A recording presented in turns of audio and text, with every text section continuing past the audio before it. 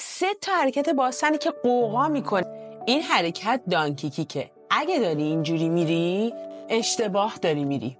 تمرکزتو به جای کمر بذار روی باسن. اینطوری برو. دومی حرکت استندینگ کیک بکه که آدم ها همه بدنشون رو برای انجام این حرکت تاب میدن. جوری نرید. تمرکز کنید و از عضله لگنتون و همینطور انقباض رانها برای انجام حرکت استفاده کنید. سومین حرکت اسکوات. اگر داشتی تا حالا اسکواتتو به این حالت میرفتی یا به طور مثال تعادل نداشتی و خیلی دلا میشدی، اشتباه میرفتی. آسیب نزن. درست اسکوات از دست تعادلی استفاده کن.